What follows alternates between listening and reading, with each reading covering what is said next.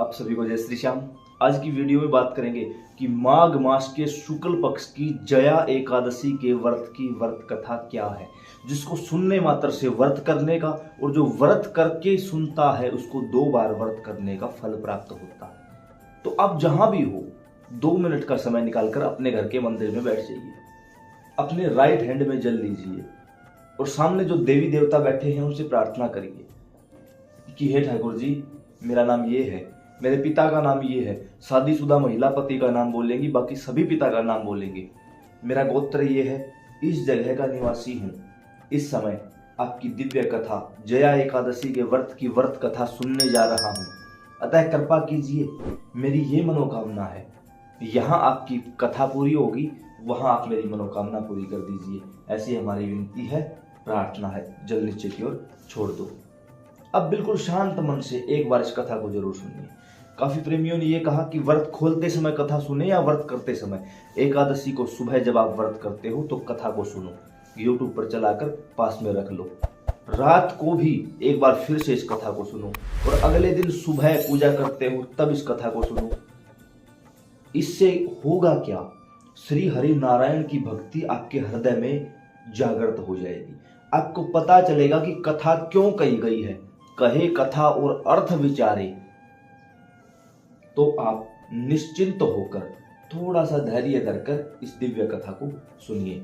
एक समय स्वर्ग के राजा इंद्र नंदन वन में सोमरस का पान करके हजारों अप्सराओं के मध्य उनके नृत्य कला को देख रहे थे। वहां पर बैठे हुए काफी संगीतज्ञ अपनी कलाओं से इंद्रदेव को रिझाने की कोशिश में लगे हुए थे। वहीं पर जो गाने बजाने वाले थे, उनके जो प्रमुख थे, उनका नाम था चित्रसेन। वो अपनी पत्नी मालिनी और पुत्र माल्यवान के साथ वहीं पर मौजूद थे। उनके पुत्र माल्यवान की एक अप्सरा पर नजर गई जिसका नाम था पुष्पवती। दोनों एक दूसरे को निहार रहे थे, दोनों एक दूसरे के प्रति आसक्त हो चुके थे। इस बात की भनक राजा इंद्र को लग चुकी थी। उन्होंने कहा कि मूर्खों, तुम मुझे प्रसन्न करने का केवल आडंबर कर रहे हो। तुम्हारी आसक्ति मैं साफ साफ देख सकता हूं। तुम लोगों ने अपराध किया है, अतः इस अपराध के फलस्वरूप तुम पृथ्वी लोक को जाओ, पति पत्नी के रूप में पिशाच योनि को प्राप्त हो जाओ। इंद्र का श्राप था, सच तो होना ही था। दोनों पति पत्नी के रूप में पिशाच योनि धारण करके हिमालय की कंदराओं में आ पहुंचे। हद से ज्यादा ठंड, शीतलहर, खाने पीने को कुछ था ही नहीं। एक छोटी सी गुफा दिखाई दी, वहां बैठ गए। पूरी रात ठंड से कांपते रहे, खाने पीने को कुछ मिला नहीं। भूख से व्याकुल, ऊपर से ठंड, सो ना सके। पूरी रात श्री नारायण भगवान को याद करते रहे और सोचते रहे, पता नहीं कौन सा पाप उदय हुआ आया है कि आज हमें ये दिन देखना पड़ रहा है। संयोग कुछ ऐसा हुआ कि वो रात जया एकादशी की रात थी और पूरी रात भूखे रहने के कारण, जागते रहने के कारण और श्री नारायण का ध्यान करते रहने के कारण सुबह जब सूर्योदय हुआ उस समय उनकी पिशाच योनि से मुक्ति होकर दिव्य देह उन्होंने धारण कर ली। एक दिव्य विमान वहां प्रकट हुआ। दोनों विमान पर आरूढ़ हुए और दोबारा से पुनः स्वर्ग में पहुंच गए।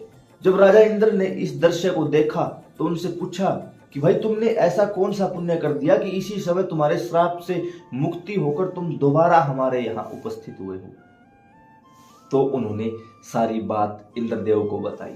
इंद्रदेव बड़े प्रसन्न हुए और कहा कि हम ये आज्ञा देते हैं सभी को कि आप सब भी एकादशी का व्रत करें, जया एकादशी के इस महात्म्य को लोगों तक पहुंचाएं और उन्हें भी इसके माध्यम से भगवान के धाम जाने का सुअवसर प्राप्त हो सके।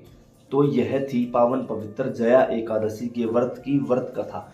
जो प्रेमी इसको कहते हैं, सुनते हैं या किसी भी प्रकार से अन्य लोगों तक इस कथा को पहुंचाते हैं, क्योंकि भगवान की कथा का जब कहीं दूसरे तक प्रचार या प्रसार किया जाता है तो श्री हरि नारायण भगवान खुश होकर उस जीव को अपने चरणों की भक्ति प्रदान कर देते हैं।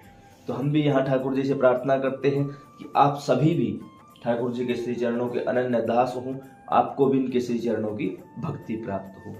जय श्री राम।